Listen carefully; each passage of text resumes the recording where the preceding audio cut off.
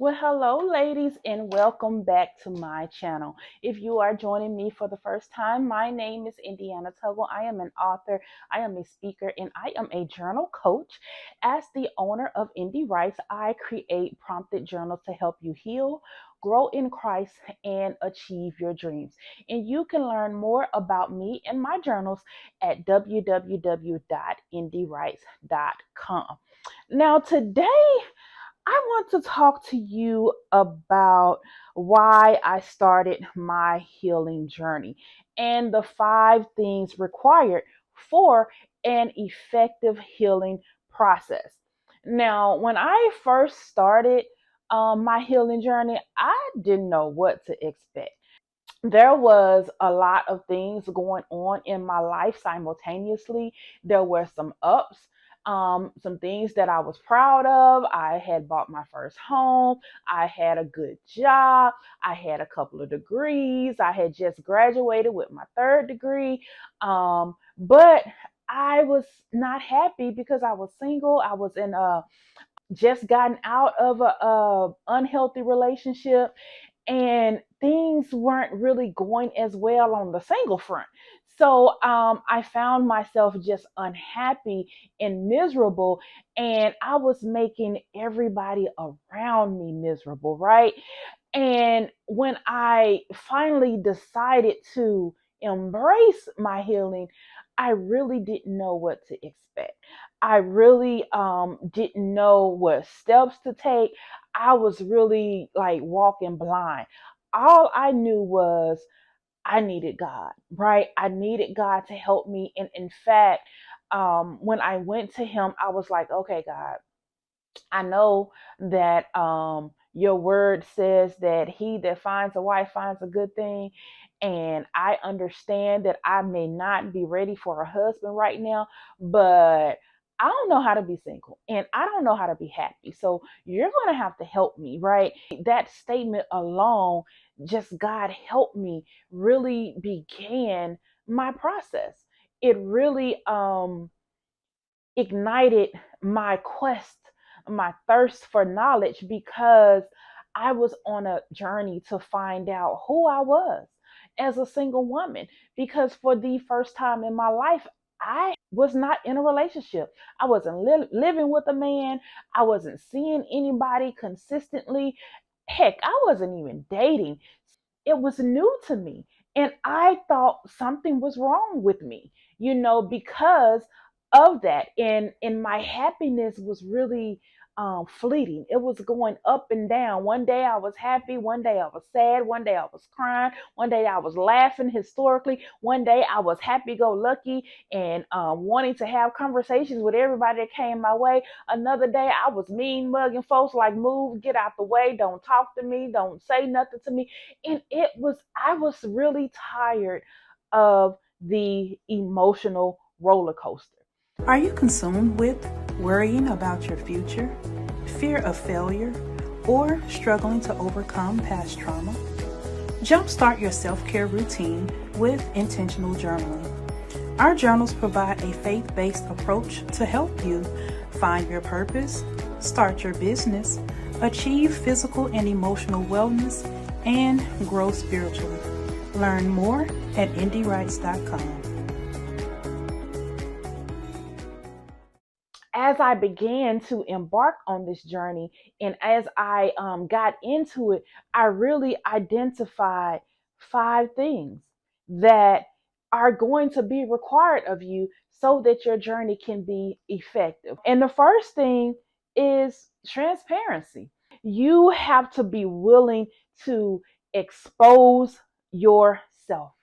You have to be willing to expose who hurt you, why, and guess what? Your part. Yes, you have to learn to take accountability for it. I had to learn how to open my mouth and actually tell God what was wrong with me and why and how I was hurting.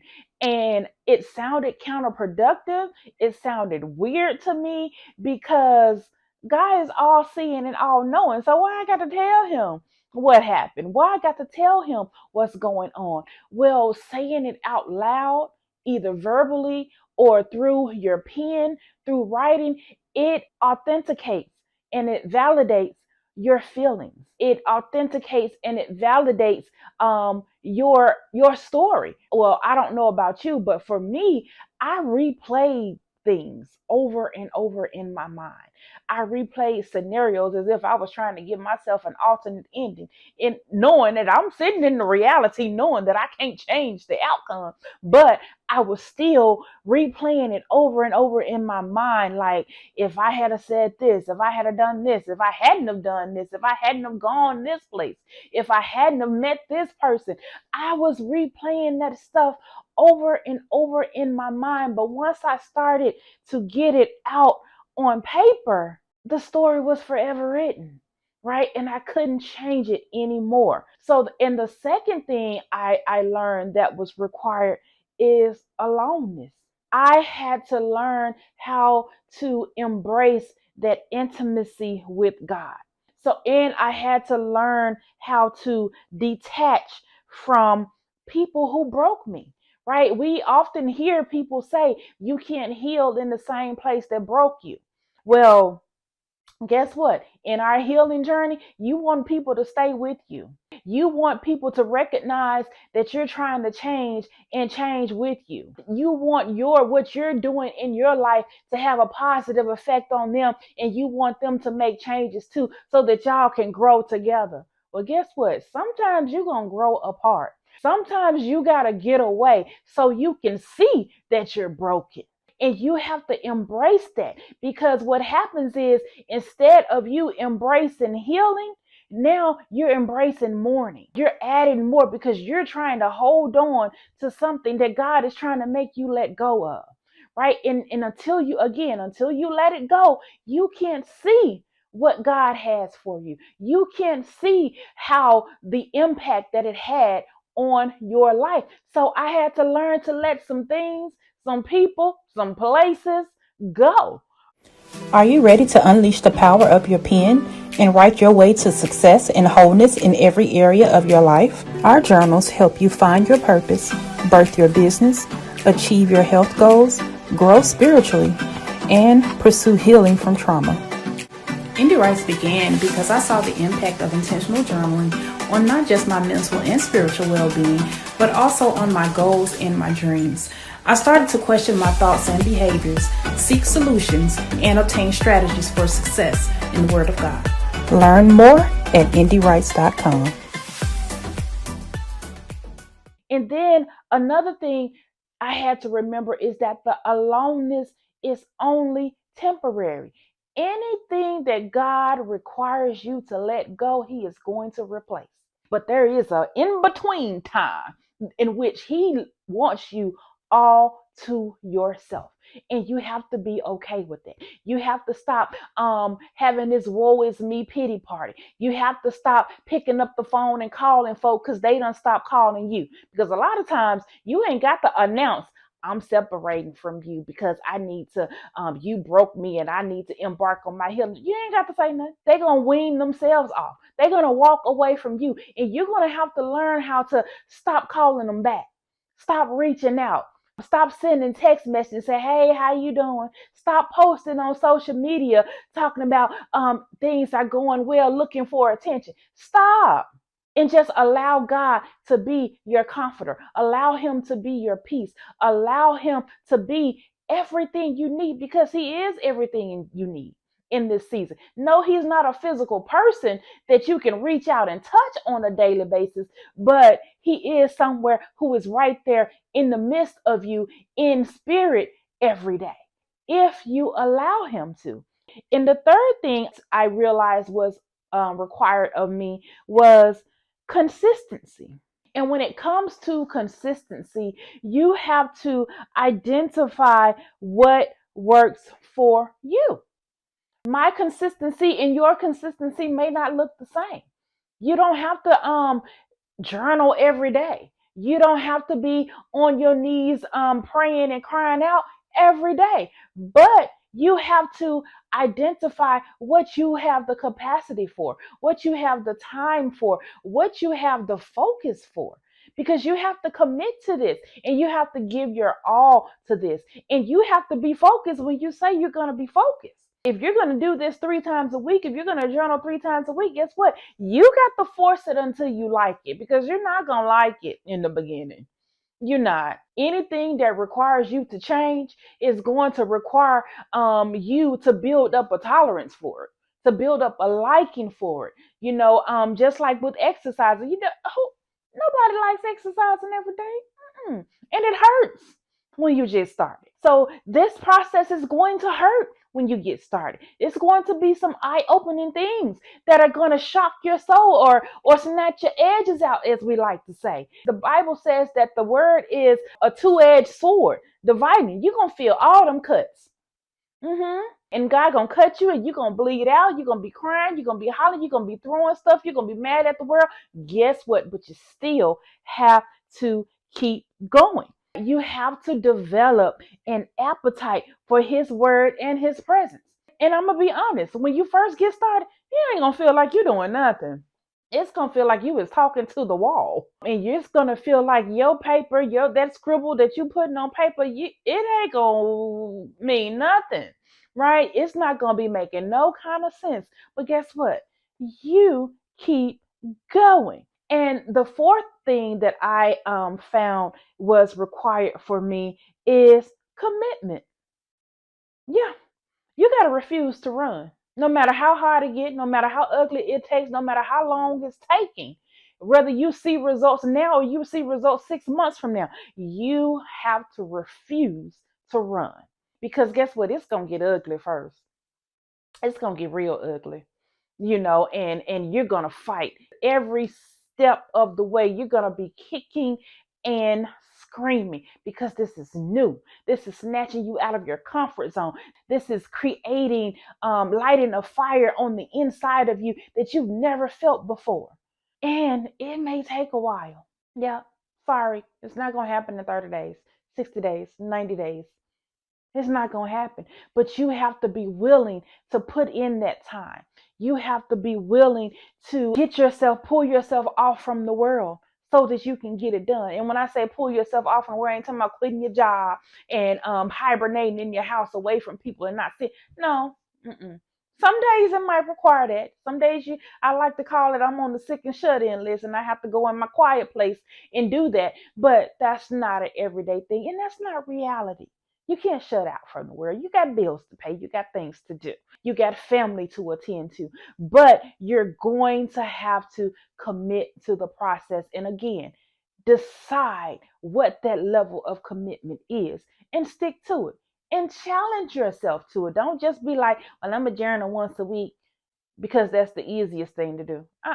Push yourself. And the last thing that's going to be required of you, of course, is patience. And I've said it throughout this video. I've said it. It's going to require patience. There's no quick fix. I wish it was.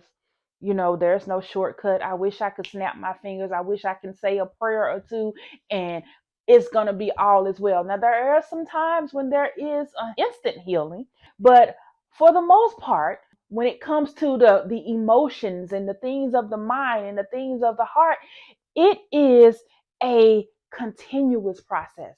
It is an as you go.